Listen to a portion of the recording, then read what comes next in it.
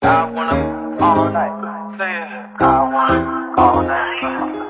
I wanna all night. Say it. I wanna all night. Hello, stranger. It's been a minute. I hate the term body count for obvious reasons. Anal play is for everyone. I just wanted to pop on really quick and say thank you guys so much for 10K. I've been a sex educator since 2019. 2019, 2020, 21, 22, 23. Wait, what? 5 years? Wait, no. 2019, 2020, 2021, 2022. 4 years? 4 years-ish. Let me just preface by saying that this is a made-up job. I and all the other sex educators I know literally made up our jobs from scratch. I just found what I was passionate about and decided that I was gonna find a way to make money out of it. 10 out of 10 would recommend. But when you enter the world of sex educators, there's usually 3 things that you're expected to be able to do. The first is content creation, the second is writing, and the third is public speaking. And usually every sex educator is better at 1 or 2 than the others. So I would say that I'm a pretty content creator heavy sex educator. In this video, I'm gonna tell you a little bit about how I got started, what got me passionate about sex education, how I was able to grow my Instagram account, how I avoid Instagram censorship, and really just my general philosophies and why I do what I do. For those of you who don't know me, my name is Tara. I'm 23. Yeah, I'm 23. 20? Yeah. It's okay, no one has to know, baby girl. For those of you who don't know me, my name is Tara. I'm 23 and I'm based in New York City. And I do sex ed for a living. If you catch me checking in my viewfinder a lot, it's because I'm used to filming and editing everything on my iPhone. So having a legit camera is new. And because I look so cute today, like what the hell? I'm sorry. What? Like what? Sorry, I'm so sorry. You are obviously strikingly gorgeous and you know this. Yes. Okay, so what got me interested in talking about sex for a living? I usually say it goes back to 2 things. The first being my Finsta, my fake Instagram account that I've had since I was 15 years old. And yes, I do still shitpost on there, even though I'm 23 and a grown woman. So please mind your business. My Finsta was really the first place that I just felt free to express myself, to post about everything I was going through. I used to post a lot about my relationship to my body and my sexual experiences in high school. In high school, my nickname was Super Friend. Actually, it was Super Mouth. Actually, it was Suck Machine. I feel like I would always have people swiping up and engaging with me on those topics. Honestly, being able to talk to other women about sex and sexuality at a young age, I feel like was really formative for me because I didn't really get a great sex ed. I was raised in Massachusetts, which is a very liberal state. I probably got on the better end of the spectrum as far as sex ed goes, like a better experience than most people have. But even that was just really heavy on the birth control and the STIs and didn't tell you anything about pleasure, anatomy, orgasm, consent, queer sex, all of the stuff that I was dying to know at that age and needed to know at that age, period. So part of it was sharing on Finsta and having that be an open space for me to talk about sex. And then I came to NYU. Since you got your degree and you know every fucking thing. My first year I took a literature class and we had a unit on sexuality, and I thought it would be a lot more stuff about queerness and society, oppression. It ended up just being a 200-person lecture about how awkward sex can be. Like queefing, laughing, all of that. And I remember being 18 and sitting in that audience and being like, are we allowed to talk about this? It was just so cool to me. Like I saw that professor doing that and I was like, wait, I want to do that. She was a cool ass teacher. I was gonna say bitch, but she's a teacher. Put some respect on her name. So then I knew I wanted to talk about sex for a living and I didn't really know how to make money from that. The only idea or inkling I sort of had was sex therapy, but that didn't feel right for me because I just knew that the conversations that I wanted to have, I didn't want them to center the rich white folks we see who can access sex therapy. I wanted to center marginalized people. I wanted to center young people. And first, I knew I needed to educate myself. So I dove into books, into podcasts, and I started following a bunch of other people who talked about sex on the internet. I kind of realized that there were a lot of people, I mean relatively a lot, it's a very small niche community, but we're here. They need to know, like, we're here and we're queer. So Period. There were people on the internet making money doing this. And I was like, great, there's my answer, I'll just be that. And so I started out with the writing and just pitching to different publications. I'd always loved writing, and I only wanted to cover topics on sexuality. And then when COVID hit and I had all this extra time, I realized that there was a lot more money to be made on Instagram and other social media platforms. So I started focusing my energy into growing my social media.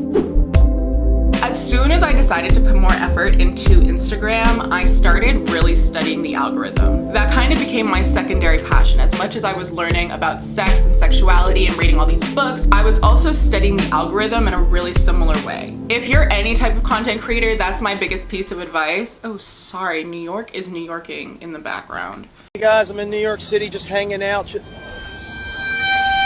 If you're a content creator of any kind, that would be my biggest piece of advice, because these algorithms are always changing and always adapting and always pushing new things. I used to never make reels, for example, and now reels are my bread and butter as far as content creation goes. And most of that just started because I knew that's the content that Instagram was pushing, but now I honestly have a love for teaching in that way as opposed to captions or stories or other ways that I used to educate before. Instagram's really been pushing the shop feature, so I try to tag products when I use them. There was a point where Instagram was really pushing hashtags, and I got in right during that point and had a post go viral and hit, I think, 2 million impressions just because of my hashtag strategy. If you want to study the algorithms, go on TikTok, go on YouTube. There are other creators who are doing the same thing, and they'll sort of help you brainstorm. The hashtag strategy that I use that got 2 million impressions, I literally stole it from some girl on TikTok. And now Instagram's not pushing hashtags, so you have to just find whatever they're focused on right now.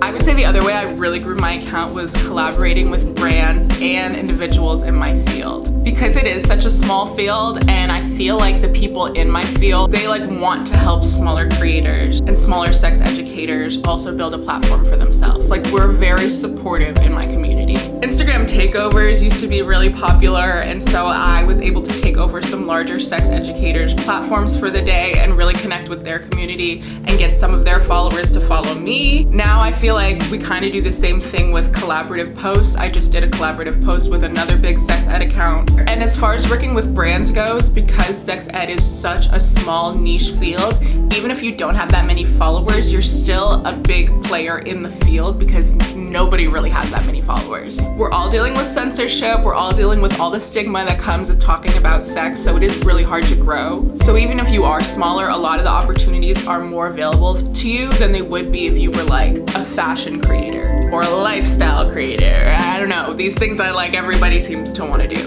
And sometimes getting a little exposure is a good thing. It's just what you have to do, even if it's not paid. I feel like the moment where I thought I had made it when I was just starting out was right at the beginning of COVID. I got a brand deal with one of the biggest brands in the field. It was a gifted collab. It was an affiliate collab, and I ended up making over $1,000 for that company with my little 1,000 followers. But when they reposted my image, I gained a ton of followers, and I just feel like that was the place where all the cool sex ed girlies were coming through, and they were working with this one brand. And so when I worked with them, I put myself up there as one of the cool sex ed girlies, because I am, period. You just know you're that girl. Yeah.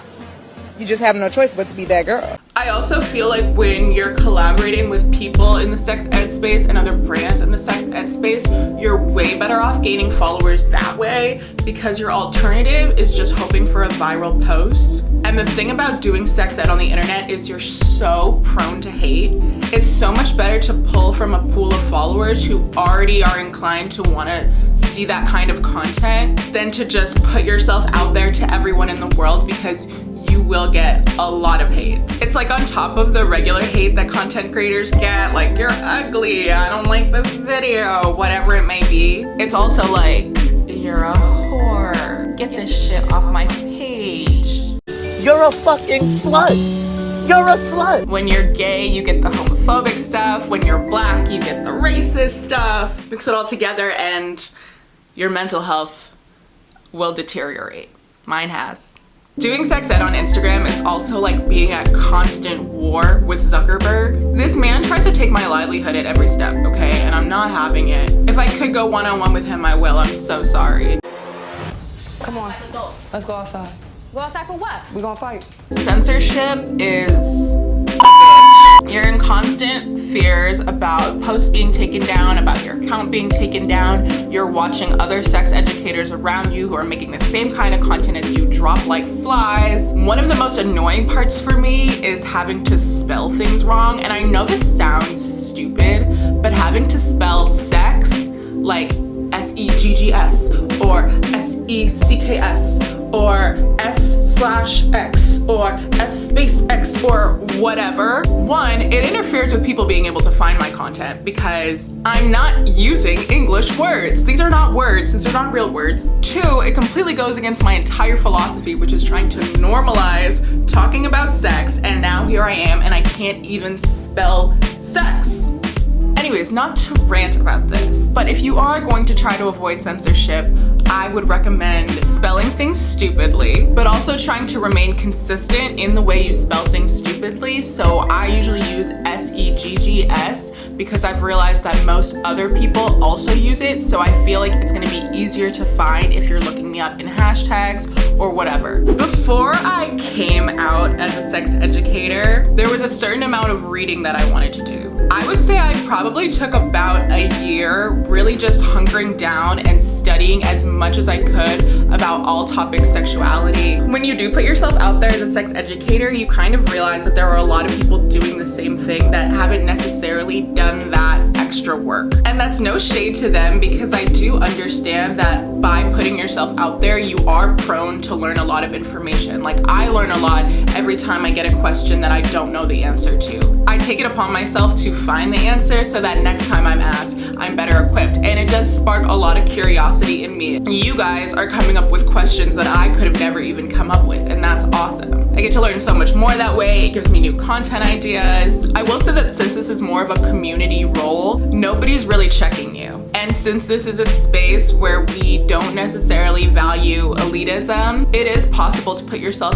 out there as a sex educator even though you don't necessarily have all of this certification. What, like it's hard?